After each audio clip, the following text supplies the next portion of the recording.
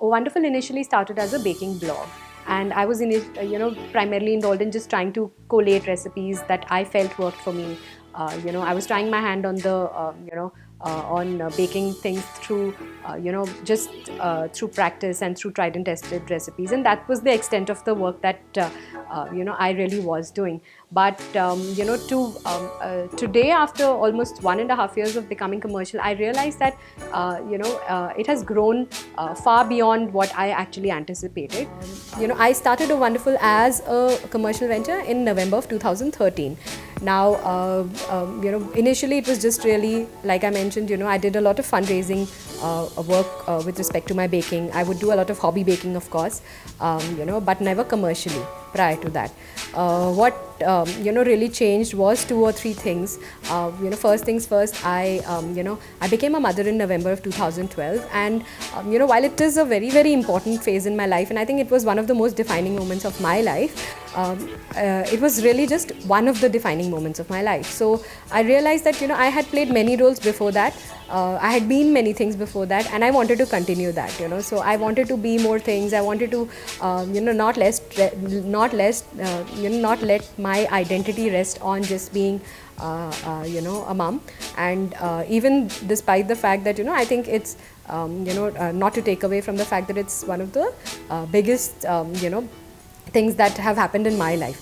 So what I tried to do really at that point of time was that I tried to see what in which ways could I rediscover or revisit myself internally. And I was working at that point in time, I was working in a consulting career, and with the fact that the restlessness to actually revisit myself had set in, the fact that my baby was really small, and the fact that organizations in India don't have the kind of setup that young mothers need.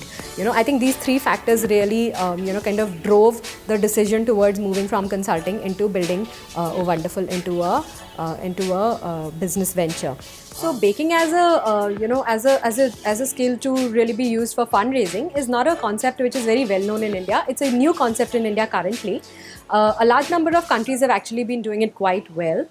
In India, NGOs have actually been relying on, a sense of goodwill, a sense of conscience, from people's perspective, in order to raise funds, in order to get them to contribute to certain, work areas or social causes that they have been involved in. But using bake sales to raise funds is really, a fun concept that has actually started coming into India now.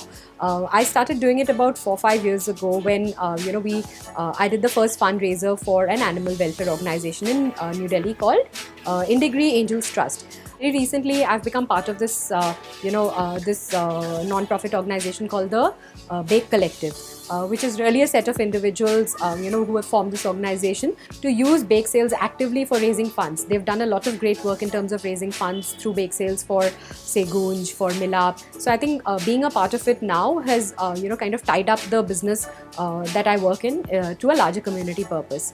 For myself, and I think that would be my advice to anybody who's essentially also a woman entrepreneur, is that you have to have the resilience. You can actually have the willingness, you can actually have the risk appetite, but if you don't have the resilience or the perseverance really to take it through, it's fairly difficult to try and be an entrepreneur in that space. So for any woman, I think, like I mentioned earlier, that what happens is that you can, you have defined your tangible goals. You will reach your, you will reach what you actually set out to reach because you have that strength inside yourself. But I think that extra bit of being content, about things being taken care of while you're busy trying to set up your business, that ease in your mind that there are people all around you, who believe in the same thing that you do when you're actually setting up your, work. I think that, that is completely unmatched. That I don't think anybody except for your, family can give you.